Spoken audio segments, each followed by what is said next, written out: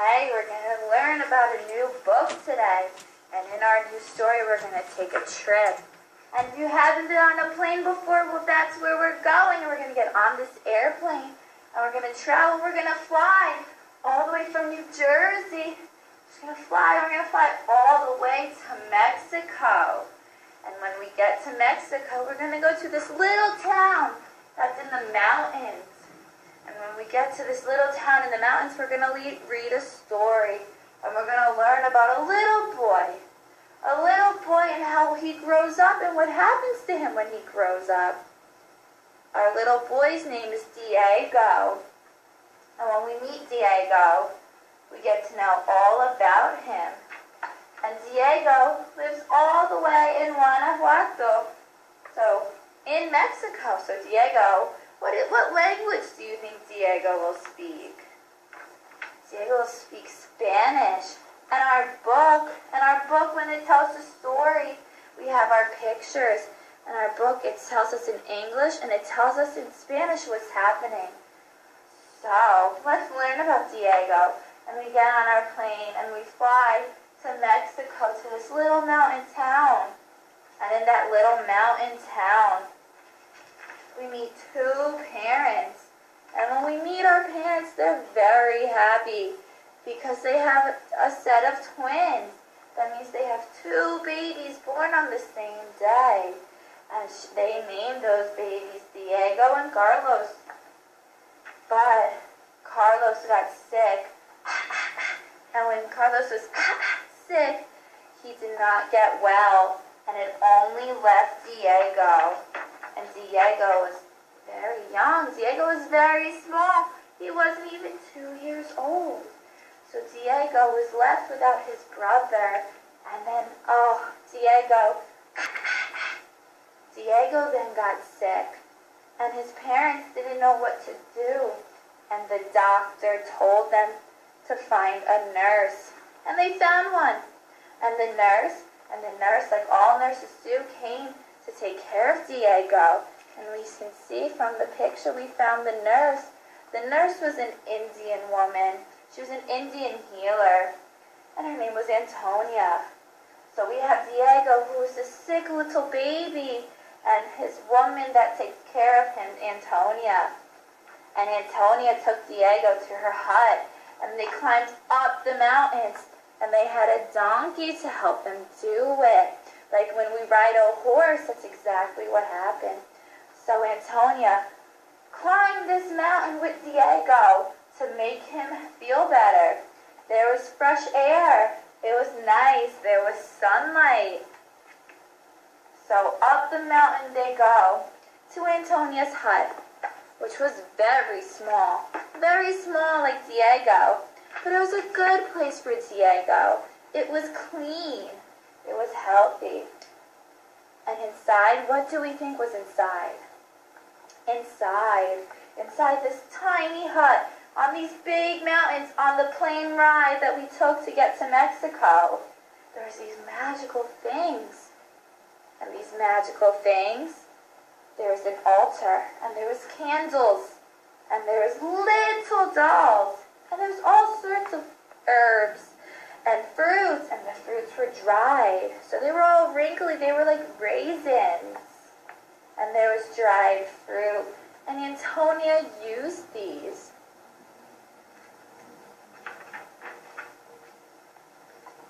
And when Antonia used these, she would light them, and she would have the candles flickering. And when the candles flickered, they had the herbs burning, so the herbs were smelling. It smells like a kitchen when you're cooking with so much herbs.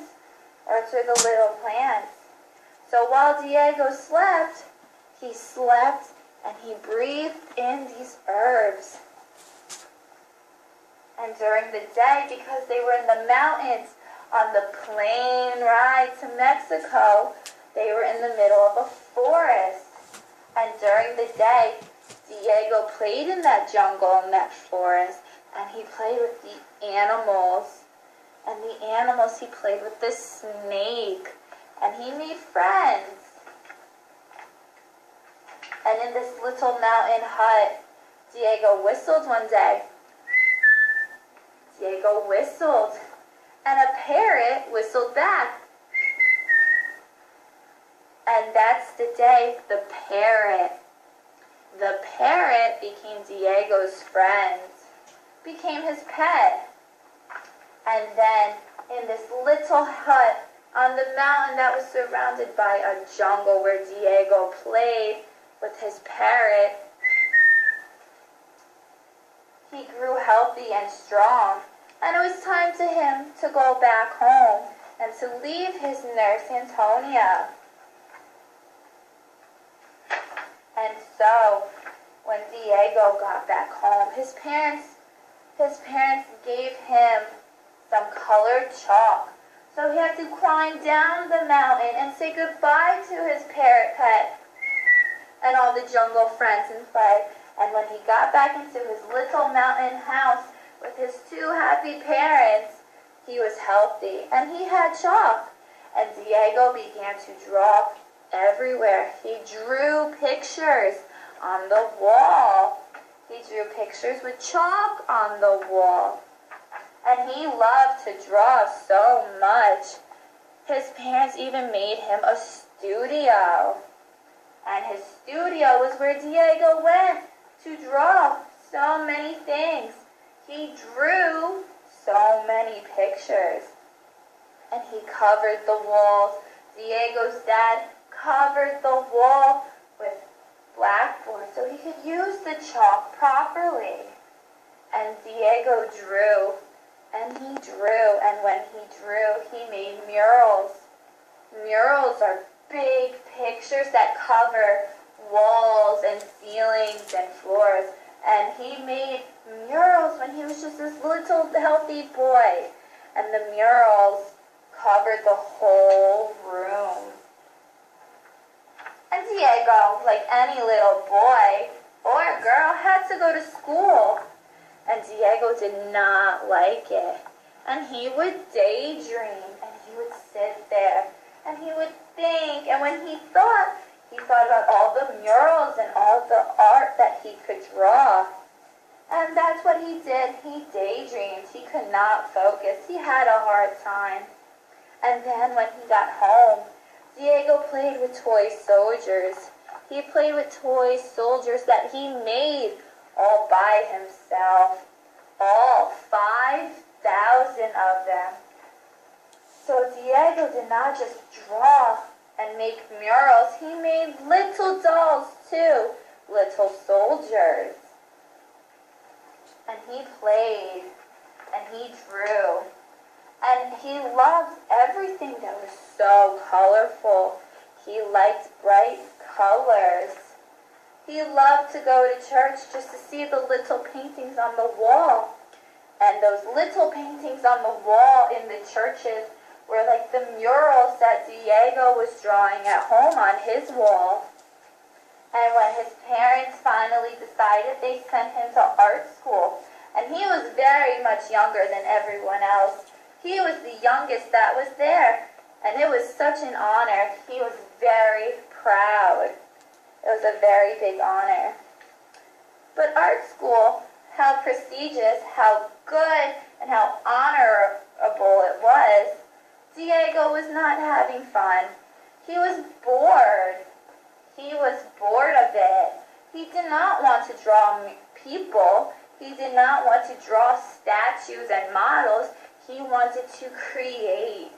He wanted to make his own. So Diego, who created the murals by himself and who created the toy soldiers in this little mountain town that we took a plane to get to from New Jersey, did not want to go to art school. And he painted whatever he saw in real life. Do we know what the Day of the Dead is? In Mexico, the Day of the Dead is Halloween. And on Halloween in Mexico, everything is very colorful and everything is very bright. And this is what Diego liked.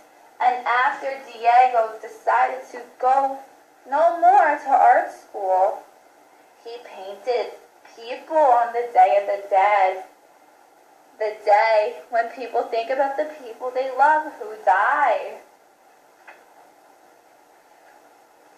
He painted people at the fiestas, a party, a celebration when people eat and they drink and they hang out and they play with each other and they can play with the 5,000 toy soldiers that Diego made. He painted these days, and these days were special because people wore colorful masks and they danced throughout the street. And it was one big party in this little town in Mexico that we took an airplane to get to. And one day, Diego saw a very bad event happen. He saw people be attacked by the soldiers, and he painted that too, even though it was sad and not colorful. He painted this sad event to show that it was what he saw. And Diego did not like everything he saw. He did not. The good and the colorful have the dark and the bad too, and Diego painted that as well. And he helped the poor people fight in a war that would help them become equal and stand side by side with the others in the society of the place that they live in this little Mexican town that we took an airplane to get to from New Jersey. And they were fighting for better wages, better money, better pay, and a better way of life. A better way of life. And Diego, he loved his people. He loved his peers and his friends from this little small town in Mexico. And he loved them more than anything. The thing he loved most was painting. That's why he went to Paris. And he went to Paris. But in Paris, all he could think about was Mexico.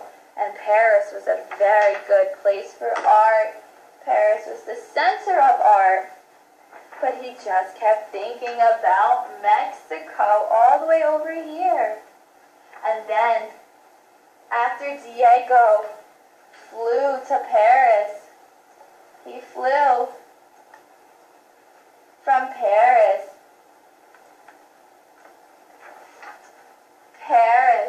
He flew on an airplane again. He flew all the way down to Italy. And when he got to Italy, he saw beautiful murals. Murals like he painted in his room, and murals like he liked. And he decided that he liked these murals enough, and they gave him ideas. And he saw these murals, these wall paintings, these ceiling paintings on the walls of churches and in the town. And Diego thought, and he couldn't wait. He got back on a plane, and from the plane, he flew from Italy on his airplane across the ocean by America to his little small town in Mexico. And when he got back to his little mountain town that he took a plane from in Mexico, he wanted to paint his ideas. And that's when he painted murals. His murals in this little area of Mexico made him famous. And the murals told the story of his Mexican people, of his friends, and of his peers that he loved almost as much as his painting. And from there, Diego painted day, and then at night, and then in the day, and then at night again. And that's all Diego did was paint. His friends had to climb up a ladder all the way up just to see him. And so, one day, Diego got so tired, and he fell asleep. But he did not fall asleep in his bed. He fell asleep on the scaffold that his friends had to climb a ladder up to see him. and he fell off. And when he fell, he was not hurt. He did not care. His murals, his paintings on the walls and on the ceilings were all that mattered to him. Everything, his energy and his love and his passion, he put into these murals. And he painted many things from his life. He painted Antonia's hut in the mountains, in the jungle where Diego made friends with the parrot. He painted things from the Day of the Dead, the big party where people remember their loved ones. He painted things from the desert where it's too hot. And he painted things from the jungle where there's a lot of animals and trees. Everything. And Diego's murals were very big. They were huge. They were walls and ceilings and floors. And they were seen by all. There is nothing else like them in the world. And here we have one of Diego's murals on the ceilings and the walls. Diego Rivera became a very famous, a very important artist. His paintings made people be proud to be Mexican, even if you're not from this little Mexican town, but the entire country. And people still do.